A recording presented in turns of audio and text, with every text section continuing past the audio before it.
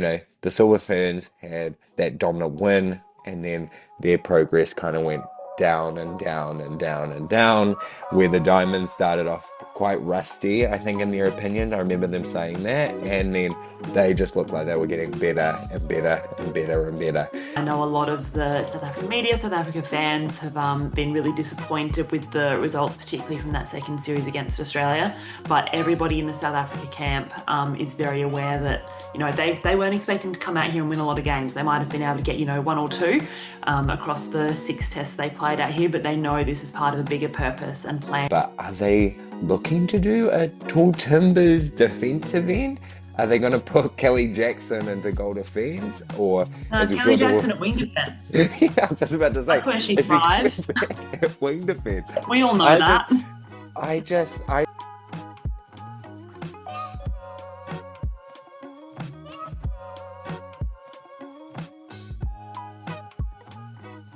Well, kia ora, Netball Scoop whānau, and welcome back to the Netball Scoop YouTube channel. My name is Toby, and in today's episode, I'm very, very excited to decipher kind of what happened with the Australian Diamonds and South Africa Proteas series, but also we're filming this on the day of the Constellation Cup, so we'll be able to decipher a little preview for you guys, but also some good reactions that hopefully we can use for later on in the series. So please welcome Georgia Doyle. Georgia, how are we doing? Yeah, I'm very well, thank you. I'm actually in Melbourne at the moment, ready to head along to the Constellation Cup game tonight. So very excited. Got my Diamonds merch sitting in my suitcase next to me, ready to put on. Figured I shouldn't quite put it on just yet. Didn't want to show any bias, even though I think it's pretty obvious who each of us are going to be rooting for to win the next couple of games. Right, right. I mean, I did subtly wear the black t-shirt just in case if you were going to pull something out. But I know that, this is also so much news has happened in the last couple of weeks since we last chatted. But let's start off with that South Africa versus the Diamond series, which was, quite a comprehensive victories for the Diamonds. And I don't necessarily think, we thought that the Diamonds would win all three tests, but not as comprehensively as they ended up doing. So I know that you watched a lot of the games. So what was your kind of like general analysis before we do a little bit of a deep dive? Yeah, so I suppose overall, I think by the end of the tour, South Africa were just tired. You could tell they'd obviously just come off a really hard fought three-test series against New Zealand that we have already spoken about, where they got better and better every game versus this one. That first quarter against Australia in that very first match, they came out really strong, and then they had a few little glimpses of what they're capable of. But I think the length of the tour and just the fatigue really kicked in towards the end versus the Aussies, who were really able to keep building as they went on to then run out with that biggest victory in the last couple of games. And really good to see the Aussies were able to get in a bit of fresh blood as well, get 4 debutants out there. Alice Teague-Neeld in particular got some really decent minutes, which is good to see, especially since she wasn't named in that Constellation Cup team. So yeah, really interested to see, since she only got that little run in the South Africa series. Lucy Austin obviously only got that test match at the end as well, but I don't think anyone is expecting her to get a significant amount of court time, and even if she did get named in the Constellation Cup side. But then we've obviously also got Hannah Mundy and Ash Irvin, who made their debuts in those final matches and have been named in that Constellation Cup squad, aren't going to be in the team that's taking court tonight for that first match, but no doubt we'll probably see them in the last couple, especially Ash Irvin, knowing that in the Fast Five a couple of years ago she had a couple of really good games against Grace Mweke. So I'm expecting to see a little bit of both of those two over the next couple of weeks as well. Yeah, I think with kind of how the Diamonds ended up selecting their two test sides, it is a very interesting strategy. I guess I remember Stacey talking to our own Jenny Sinclair, just talking about wanting to see a whole lot of different combinations before those big tournaments. But when your player of the series from, this series, spoiler alert, which was Alice Teague-Neal, is not coming into this Constellation Cup series just to see what she could do against New Zealand, which is, the greatest rivalry that we do kind of have in netball at the moment. I think it is a missed opportunity for sure with kind of how that selection ended up going, but we can decipher that as we go through the test series. So let's start off with that first test, Australia versus South Africa in Bendigo. Um, it was a really interesting match, I think, and especially those first couple of quarters. That first quarter was tied 14 all. But then in that second quarter, the Diamonds absolutely, showed their class and their experience, winning that 20-12, and then that made them have that very comprehensive scoreline, 64-53. But it was pretty close. I mean, in three of those four quarters, it was only one or two goals that kind of separated them. So, what were your kind of thoughts on that first game? Yeah, I mean, I've been quite vocal about the fact that I am quite a big South Africa fan, so I was really excited by the end of that first quarter, seeing how close the game was, and had hoped that that was a sign of things to come. But as you said, it was that one quarter that really let them down. I think the Aussies just took a bit of time to get into their groove. Obviously, they've been having lots of big camps and stuff, playing against themselves, but that's totally different than stepping out and coming up against a quality international opposition like South Africa. So they just took a while to get ticking over, but once they got firing, they never really let off the gas from that point, not only in that game, but throughout the rest of the series. I think a real standout for me, and she ended up being named player of the match, was Courtney Bruce.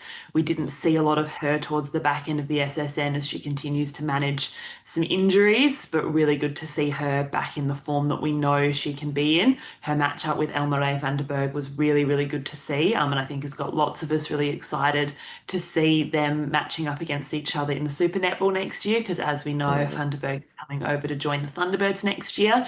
And I don't think many of the South African players were very shy when they were doing sort of press conferences or media about the physicality that Australia were bringing, which is what we're known for. So I think it'll be really interesting to see how Van der Berg then goes matching up against that physicality week in, week out. It was actually something I asked her about in that press conference at the end of the third game. And she says she's excited to learn how to combat it. But I feel like that's sort of what you've got to say, whether you like it or not. You've just mm, got to and get on with it. So I'm really interested to see how that's able to help grow her game when she's over here next year. And then the other real standout player from that match for me was Alice Teague-Neeld. We've talked about her a little bit already, named player of the series. She got her debut in that first match, coming on for Liz Watson, which interestingly was also how Georgie Horges made her debut, coming on for Liz Watson when she wasn't quite getting what she needed to. And I think Liz is still looking a bit flat. I think, she's been rated as the number one wing attacker in the world for so long now that so many teams spend so much attention focusing on how to shut her down. And I think that is starting to happen more and more. So it was really nice to see that Stacey wasn't afraid to pull that change, put Alice out there. And especially there's been a lot of talk around Teague Neald and, she's of course she's going to look good at wing attackers. Of course she's going to get this many feeds and this many goal assists because she's playing someone like with someone like Janelle Fallon-Nembhard. But I think she's just proven that she doesn't just have to play with that tall holding shooter. Yes, Garvin is a holding shooter, but she's only 186 or something centimeters, maybe even 183. I know she's definitely on the shorter end for a goal shooter, especially compared to someone like Janelle. So mm. to see her come out and absolutely dominate not only that first phase, getting all those centre passes, but then also be able to connect down to her shooters in a totally different style of what she's used to, was really good to see. And especially then continuing to get decent minutes in that second and third test, which, as we said, saw her named player of the series by the end of it. Yeah, and I think, watching Test 1, I think it was really interesting, those three quarters where it was really close. I think, seeing South Africa really come out and show their worth as well, like they're a very strong side, as we all know. And I think that's the kind of South Africa series, seeing how they were really close up against New Zealand in that last test, I think that's who we expected to kind of see throughout the series. And I think, as you mentioned, Van der Berg was an amazing opposition for, Courtney Bruce in that first test. I think she really held her space well, and I think her combination with whoever was in that goal attack did a really, really good job, creating space and being able to feed the ball into it. And she rebounded amazingly too. So definitely a standout for me in that first test. And, going into those next two tests, it was kind of just pretty much a Diamonds demolition. They went to Wollongong for test two, and 67-40 was the end score. And they didn't really have a quarter where it was close at all, in the second test especially. So, what were you thinking while watching those last two games? Obviously, Australia looked fantastic. And as you mentioned before, the Proteas were a bit fatigued from those other test games, which is really hard, especially coming off, they'll have to practice this for Netball Cups later on. But, this is a skill that, they're an inexperienced side. So seeing them not really have the, not sure if it's like a mental fortitude or just a fatigue overall, physically, mentally, spiritually, the whole lot. they'll definitely have to work on as they do go into those bigger tournaments as they get more experienced. For sure. I think in the second test, the main thing that stood out to me was the defenders from South Africa. Between them, they finished with 18 games with that Mm, combination. But this that combination between Smith, Van Wyk, and Visser, 18 games is just unreal, but they only were able to capitalize on 26% of those by scoring a goal. yeah. Compare that to the first test where they didn't quite have as many games. Smith and Van Wyk can combined for 6 games, but they capitalized on 86% of those. So imagine if they'd had those 18 games in that second game, but been able to capitalize on, almost 3 times as many of them. That would have been Mm, an absolute changer for them. And I think a lot of that came down to that fatigue starting to kick in, particularly through that mid-court. As you said, that backing up day after day is something you have to do at a major tournament. But at those major tournaments, you've got more of a chance to rotate your players because you're not playing world number one, world number two, day in, day out. You've got those games where you are able to sort of not necessarily take the foot off the pedal, but just play some of those other players who might not necessarily be typically part of your strongest seven. And the other thing about those major tournaments is everybody else is in the same boat. Everybody else has had to back up day after day, whereas that was the key difference, I think, in this one is, yeah, you could tell South Africa had played 5 or 4.5, 5 games already, and mm, Australia were just into their groove because the turnovers through that South African mid-court got up to, where are we? Got up to 37 across the whole mm, team, which just I don't think I'd be taking words out of Coach Jenny Van Dyke's mouth when I say that's just not acceptable. There's mm. no way she's been happy with that. And she actually had some quite strong words at the end of the game in the press conference that we'll share after we've finished talking about this second test. But then in terms of Australia, I think we certainly started to see a few cracks in their team as well. Cara Conan and Kira Austin got the start in this game. And not Kira Conan, Cara Conan was never quite able to find her groove in this series, which was a real shame. She was probably the anchor of that Lightning shooting end towards the end of the season after a bit of a slump in the early rounds. So to Mm, see her able to combine with Kira Austin was a real shame. And then in that third test, which we'll talk about a bit later, she got a bit of chance at a goal attack with Lucy Austin. Won't talk about too much of that now because we'll get to it later. But lots of turnovers from Cara and that whole attacking end. Poor shooting accuracy, missing under the post, all things that are just uncharacteristic. And lucky that she's quite tall compared to the South African defenders, so was often able to reel in the rebounds. But coming up against Kelly Jackson the next couple of weeks, that's not going to cut it. You got to be getting those goals in because Kelly's going to reel in those rebounds any chance she gets. yeah. I'll just quickly interrupt actually. I think just with that point, Cara Conan at the international level hasn't necessarily been that consistent for a while. I think, we've actually talked about this a little bit throughout, our podcast this year, where, at the start of the season, she was struggling with her super shot. I think in the Constellation Cup, I think at one point she averaged like 33% or 40% for a game that she was on for a half. And it was just like, this is a shooter that used to be, a near world beater and, world champion to then in the space of 2 years, I'm just seeing a player that necessarily isn't as strong anymore. And she's still being selected and still being given these opportunities to show her worth, which she's obviously deserved. But I'm just seeing like, where is her next stage of her like evolvement, I guess, in the game of netball because, we can't see her just missing these easy goals anymore. She's got to really, if she wants to stick in the Diamonds environment, she'll really have to bring a new kind of skill set that, isn't necessarily the ones that she's using currently. Yeah, and I think as part of being that more sort of moving tall shooter, which we don't typically see a lot of, it's a bit different to the goal attack game that a lot of the other Diamonds goal attacks play. So it probably makes that Mm, combination a bit harder. You've got the likes of a Georgie Horges who's been playing in that wing attack or wing attack goal attack role. She's used to playing with someone like Romelda Aiken-George, tall holding yeah. shooter, feed it in, off you go. You look at someone like Kira Austin, who's been playing with Sophie Garben the last couple of years. Sophie does have a little bit more movement to her game, but still prefers to be that sort of post-up shooter. So that's Mm, a very different style for Kira to then come in and play with. So the person who she's probably most likely to combine with would be someone like a Sophie Dwyer, who hasn't been named in the test for that first game, but she's used to playing with someone like a Jo Harton. Yeah. It does add that little bit more movement. So I can't remember if we saw much of that combination at Constellation Cup last year. I don't think we did. I think we tended to see more of that Sophie combination. So I'll be Mm, interested to see if that's something we potentially get a little bit more of. Because yeah, our other goal shooting options, if Conan isn't selected for those big tournaments, is someone like Lucy Austin, who does offer something very different in terms of that really tall holding shooter, but very inexperienced. Or, the other invitee that's been around was Danelle Wallam, who will be mm. interested to see how she goes back in Super Netball next year. But yeah, I think the combination of Cara Conan, whatever goal attack she's got out the front of her, certainly needs a little bit of work before it can be really solidified for a strong diamonds combination. Right, so before we jump into the third test, let's have a little listen to the press conference audio from the end of test two. We've got a little snippet here from Jenny Van Dyke and Kanisa Chawene from the Spa Proteas. What was your overall impression of tonight's game? Definitely disappointed. We won't be making any excuses.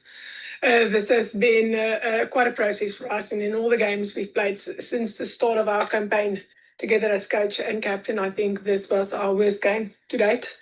Deservingly so against the world champions. We know what we're up against. It's been a tough tour, but to us, that's exactly what we lined ourselves up to do. A lot has been revealed tonight, and I think if anything positive, at least we could run some of the combinations that we hardly ever get an opportunity to run. So, yeah, definitely not our day today, and completely disappointed about what transpired on court today. Yeah, and I think we just let ourselves down. I mean, the coaches really gave us that backing to do something new, to bring something new, and it felt positive coming into that court. But I think it's more of ourselves. It's more going to have that self-introspection and not necessarily always just throw it to the coaches and everything that they do, but us as individuals as well, to just have to go look at ourselves because we've done a lot of hard work and we don't want to be in a position where we feel like we're going backwards. So yeah, um, we support the coaches with what they did today. It was really a good thing that they actually put out there. But I think us as players are the ones that really put ourselves down. So I think you can really hear the sort of disappointment in the voices of both of those women there. That wasn't the performance they wanted to put out there. And I think it was really bold of Chawene to come out and say, she backed what the coaches have done. I know a lot of the South African media, South Africa fans have been really disappointed with the results, particularly from that second series against Australia. But everybody in the South Africa camp is very aware that they weren't expecting to come out here and win a lot of games. They might have been able to get, one or two across the 6 tests they played out here, but they know this is part of a bigger purpose and planning for those bigger tournaments because you're not going to get better unless you're playing teams that are higher ranked than you, because that's how you test yourself and see where you're up against. So really nice to see that sort of candidness from both of those women about how they sort of plan to progress and that they're still disappointed with the outcome, but know that it's not for nothing and that they're still going to learn something from it.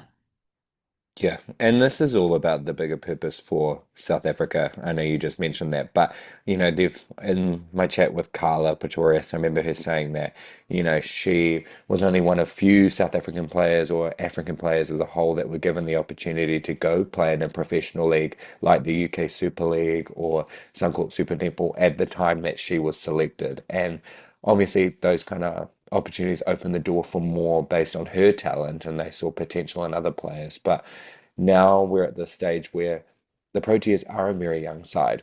And so they don't necessarily have all the experience that they once did. So these kind of tests will now be able to show the New Zealand leagues, the Australian leagues that, look at the depth and the talent and the potential that the Proteas have. That's probably the bigger purpose because that's what will get them better is being in these professional leagues because South Africa doesn't have a professional league unless they develop their own, which they'll be pushing for. And I know that that's definitely what they're trying to do now. But while they don't, they really need to, show their potential to everyone. And they knew that, as they said, they knew that they weren't necessarily going to win all these games. So that's probably, as you mentioned, another part of that big purpose. And to go into that test three, another part of the big purpose was for the Diamonds to actually give their players, these selected players, some good game time that didn't necessarily in the past, or I think in this game was 3 debutants in this game as well, which made this very, very exciting.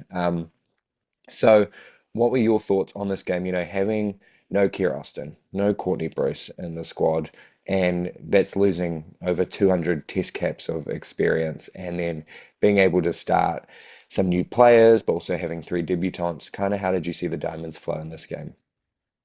Yeah, I think, while we weren't surprised to see a fair few debutants come into this series, I don't think we probably expected them all to happen in that final game. And Mm, especially resting the likes of a Courtney Bruce, a Liz Watson, and a Kira Austin all at once. Like you said, over 200 caps of experience sitting on the secondary bench. But I mean, the series was all wrapped up. The players that have been brought in to sort of replace those players of such are still fantastic players. mm, And what, and especially for, Lucy, that was going to be her last chance to get out there not being named in the New Zealand side. And I think even for someone like an Ash Irvin and a Hannah Mundy, bringing them on against South Africa when, the game's not on the line, the series isn't on the line, everything's all locked away. Let them get that sort of first game jitters out the way, not against a team like South Africa. Sorry, mm, not against a team like New Zealand, where the yep. pressure is on, as we know, it's one of the, it's the biggest rivalry in our sport.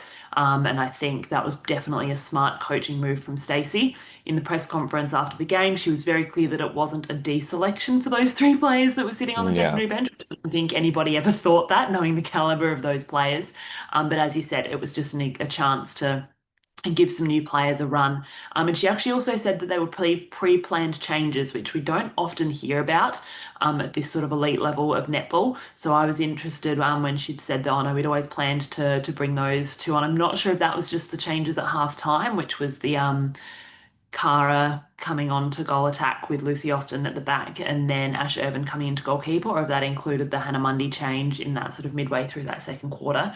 But yeah, you don't typically hear very often coaches these days saying, oh yeah, we plan to make this change at this time, regardless of what happens.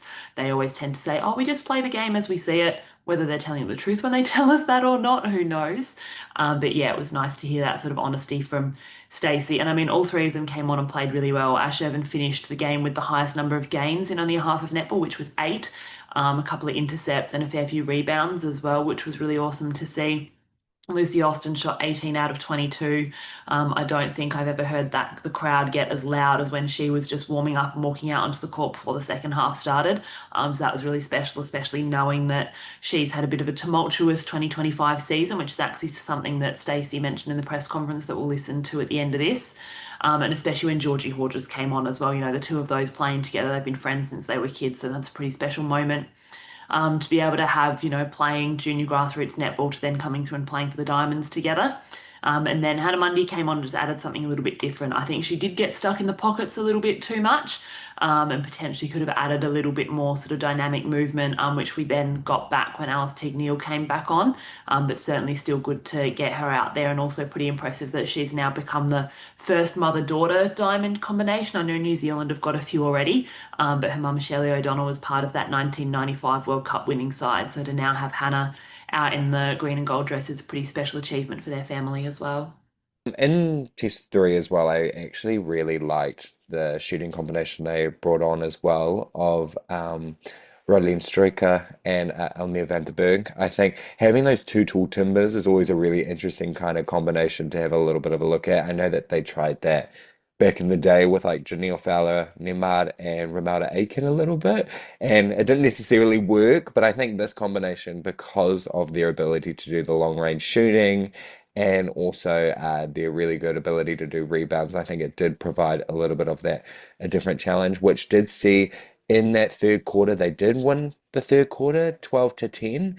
So there are little positives that the Proteas can take from there's a lot of positives, sorry, they can take away from this series.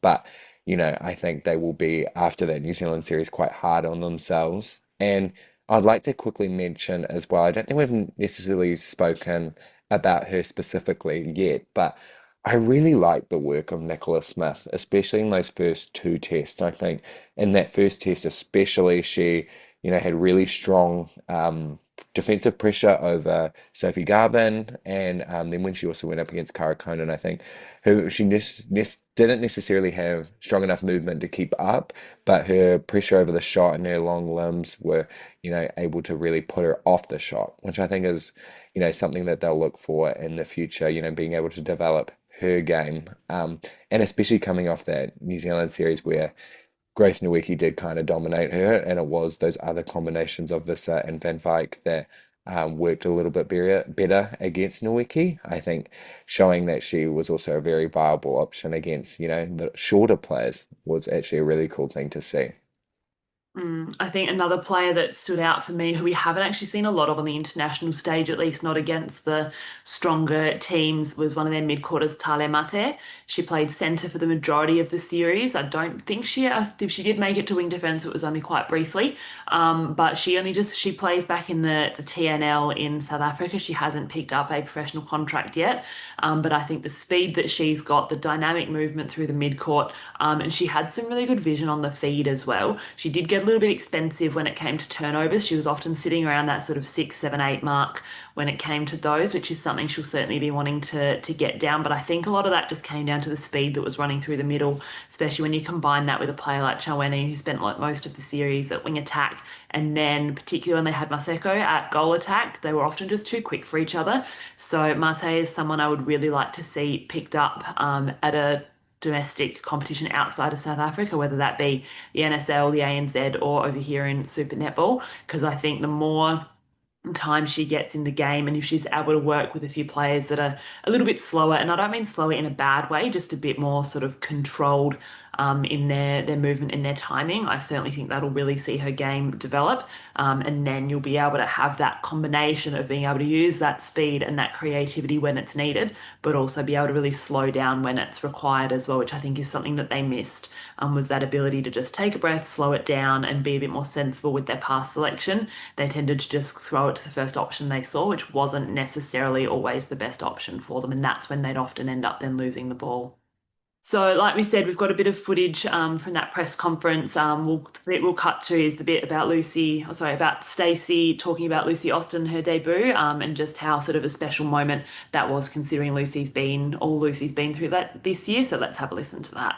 Movement creates, and how do you adjust and adapt in the situation, and then to have Lucy step out there, I think it's quite an incredible story to not really have played a lot of SSN, but to have really done a lot of hard work behind the scenes, and to be able to come into our environment and to take that on, and to transfer the skills that she brings to our group is something really exciting. We've really gone to that moving circle, and now we've got a post-up tool. So I think that's an exciting thing for the Diamonds to have that variation now. So yeah, as you can see there, Stacey's obviously very, very pleased with what Lucy was able to put out there, considering what she's come up against this year. To have only played, 26 minutes of Super Netball this season, and to then come out and play 30 minutes for the Diamonds, I think is just pretty incredible, and reminds me a little bit of a similar story, which was the debut of Kim Ravalian back in the day. She actually made her debut for the Diamonds before she'd even stepped on court at the domestic level. So back then it was the ANZ Championship. So yeah, obviously Lucy has had a bit of court time over the previous seasons, particularly back in 2023 and that premiership year. But yeah, to be able to then get out there and debut for Australia with such minimal court time is a testament to the hard work that she's put in, and obviously the faith that Stacey has put in her and that belief that she's be able to instill as well. Yeah, I think it's really exciting where the Diamonds are kind of going with their squad. And speaking of the Diamonds, we do have a test series that will be starting off tonight, which is the Constellation Cup. I think this is where me and Georgia will start debating and getting a bit more biased in our analysis as we go along. If you watch the rest of our podcast series throughout the series, so yeah, it'll be very interesting. And I think what a way to kind of lead in. I think, the Silver Ferns had that dominant win, and then their progress kind of went down and down and down and down, where the Diamonds started off quite rusty, I think, in their opinion. I remember them saying that, and then they just looked like they were getting better and better and better and better. So it will be interesting to see what the Silver Ferns have been doing in that time off. They've had, of course, all of the sagas and whatnot that have been going on in the background, and the conversation about them not being best of buddies and stuff like that. I think the news coming out of the New Zealand camp has been very interesting, where I think it's, for a change, the the Diamonds environment looks to be the strongest it's ever been as well. And I think going into this is going to be very interesting what results will come out. So, quick thoughts to begin with, Georgia. What do you think is going to kind of happen, at least in tonight's test, but in the series as a whole? I mean, as we often see, I think I saw a stat that Ian would have posted on our Twitter page a couple of days ago. The majority of the last couple of series have never been a clean sweep. It's always been, 2-2 and then a goal difference or a 3-1. And I think that's probably the way this one will go. I'm expecting a 3-1 victory to Australia. I think we'll win both the Australian games, and then you guys will win one back in your home turf. But I think we'll just be too strong to you take all to let you take. I think yeah, we'll be too strong to see you guys get 2 wins over us. But I also think that you guys will get galvanized, as you've mentioned, through all the stuff that's been going on over in New Zealand netball. And you can't deny the quality of the team. You've got world-class players all across the court with, Grace Wecke spearheading that goal shooting bib. Then you've got your players like Maddie Gordon and Kate Heffernan who are really steady through the middle. And then your Kelly Jacksons and your Karen Berger down in that defensive end. So yeah, I certainly think that it's not gonna be a cakewalk for Australia as much as I'd like it to be. Although I do still really like close games. So if I'm thinking about tonight's game, looking at the teams that are getting named, I'm going to go ahead and put a tip out there that we're going to get. I'm going to say Australia by 7 is going to be my tip tonight. Could see you I'm putting your crying. hands I'm in. crying inside. I just don't. The thing that this is probably the first time that we've like actually got a bit of a side on kind of how we analyze this. In terms of bias. I mean, I just don't think after all of this drama that's been going on, I could watch it and see that New Zealand get absolutely smashed. And a 7 goal victory is kind of a smashing in this kind of day and age. You know what I mean? Like that's just I would be watching that just completely like, oh my God, probably turning it off and then joining back on a couple of hours later and then but I think looking at okay, unbiased opinion, looking at both series that had happened, I think if New Zealand did what they did last year, 2024, where they looked rusty against England, but that was a really strong England side as well. And they were really pushed to the middle and they had to fight through those really tough deficits. I think that almost galvanized New Zealand to come out in those first 2 tests absolutely firing. We've never seen those deficits before. 3 games in a row, double-digit victories, and I know as probably the only or one of 2 New Zealand people in our Netball Scoop chat, it was a great day for us. We finally had something to cheer about. But I think looking at this series, it's a very different kind of vibe, I guess. No one really knows what New Zealand side we're going to get because there is, as you said, the world-class talent is there. But it's whether they have the mental fortitude to be able to unite themselves. And it's because it's such an important aspect of our game. You can have all the talent in the world, but if you're not connected on the court, you're not connected on the court, and then you're not going to win, point blank. So I think depending on how they come out tonight, if they come out absolutely fine tonight, I could see New Zealand winning the series. Just being genuinely like, I think that they've got across the board talent everywhere, but I think if they're not united tonight and they lose tonight's game, I think it's going to be a 4-0 sweep to the Diamonds. Like, that's just me being honest. Um, and looking at the Diamond squad as well, I mean, they've got the return of Sunday Ariang. I've just got the team list here as well before people start calling me out. Sunday Ariang, Amy Parmenter, also in there. I really am excited to see kind of how they play Georgie Horges in there as well. Because if they play her in the goal circle like they did in the Proteas series, then I think it'll be interesting her having to face the Kelly Jackson lean. I think we've seen that Kira Austin, it's probably her weakest point is going up against Kelly Jackson, as we've seen in the last 2 to 3 years. So then bringing Georgie Horges on, who is significantly shorter, I think that will also be a major impact on them and kind of saying, well, then who do they bring on at goal attack? Because weirdly enough, if the Keir Austin factor does happen where she's mentally, facing the challenge of Kelly Jackson, then both sides have a major challenge in that goal attack position in terms of being able to kind of see how they win the game. So it could realistically come down to if Kira Austin's good tonight, the Diamonds win. If she isn't, then it's who is great across the entire court besides the goal attack position, which is kind of weird to think about. But yeah, I think, yeah, that's kind of like my general prediction. I'm going to go, because I'm biased, New Zealand by 3. But if I was smart, I'd probably be saying the Diamonds are winning by like 5. But Yeah, I think like you've said, that goal attack position is going to be key for Australia. Last year, we know Sophie Dwyer came in and did really well against New Zealand when Kira Austin was struggling. And lots of people bring up Georgie's height, like you've mentioned. But I think a lot of people forget she trains against Shamira Sterling every week. I'd have to say anybody's lean is going to be similar to that of Kelly Jackson. It's got to be Shamira Sterling. And while we typically see Georgie more at that wing attack position on the court for the Thunderbirds, I've got no doubt that she spends plenty of time training at that goal attack position as well.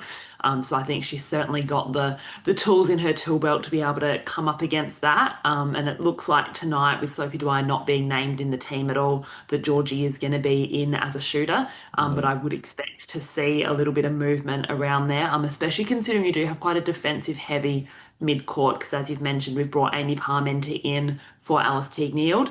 I'd say in the Diamonds environment, Palmy would be a specialist wing defence. I would be yeah. very surprised if we ever saw her at centre in the green and gold.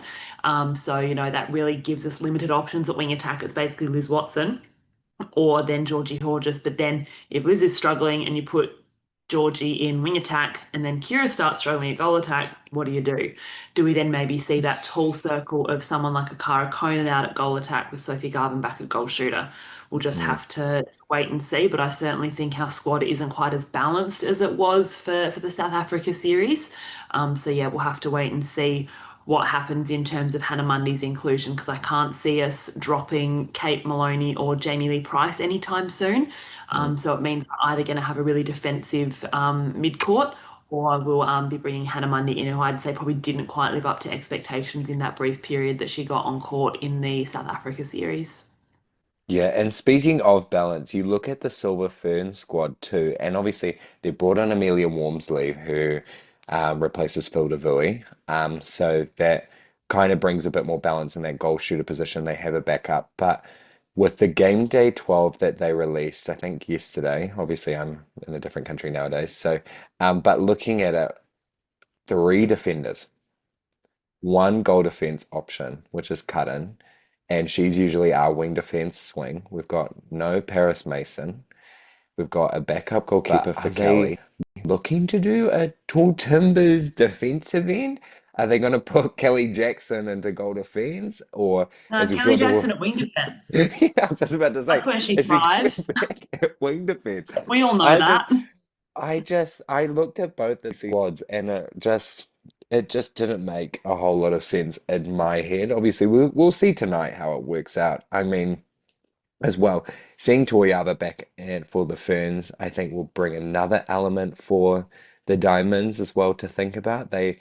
As I remember watching a podcast recently, they said that the Aussie Diamonds haven't really had to face a wing attack that just chucks the ball straight away or has the flair of a Toyava. So being able to shut that down will be crucial for them. But we saw in the South Africa series, Van der Merwe was probably the first international wing defense that has figured it out. So yeah, the balance is crazy for both sides, and I think tonight will just be very, very interesting. And we'll both have our biases, and Georgia's going to the game, so she'll be repping that Diamonds merch to the nth degree, and I'll be crying at home depending on the result. And I think it's just going to be a very, very interesting series for sure. But any last thoughts you have before we wrap this up, Georgia? No, I think we've covered pretty much all of it. Like you've said, we've obviously both got our little biases that come through, but that's the beauty of having a chat with, someone from Australia and someone from New Zealand, is the bias can sort of balance out each other, and then we still get to the crux of it all. But yeah, I think it's going to be a super interesting series.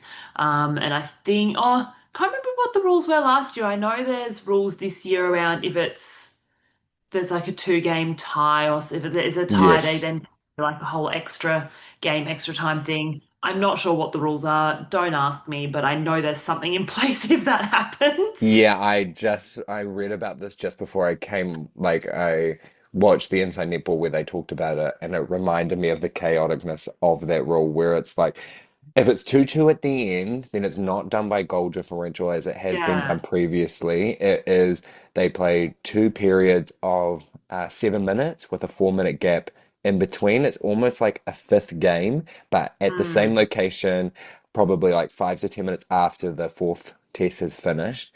And then if it's still tied after that for those two 7 minute periods, then they go into pretty much a Wait, very similar yeah. it's a sudden it's got a weird Yeah. name, a sudden extra time death thriller, blah blah blah. Yeah. The Boots And House down. yeah, basically they have to win the game by two or win the quarter by Yeah. two. So pretty similar to that 2010 Commonwealth Games Mhm. gold medal final, which I Start don't think sending for off on the my good side. no, that won't be happening. But for my mental health, hopefully we don't even get near that point. I would rather it be 3-1 or that's too stressful for all of us. But I think no, it will be. I think there's potential for it to be a 2-2 again. Mm. But I think, yeah, Australia look very strong to start off with. And I think anyone would be silly to vote to bet against them for test one at the very least. But nonetheless, I mean, I feel like we've covered everything and anything to do with these two last series. So thank you for watching today's video. It means a lot for you supporting. Please like and subscribe the YouTube channel so we can continue doing all of this. We really enjoy it. So thank you very much for joining us, and we'll be back after Leg 1 of the Australian side of the Constellation Cup. So see you guys later. Look forward to it. Bye.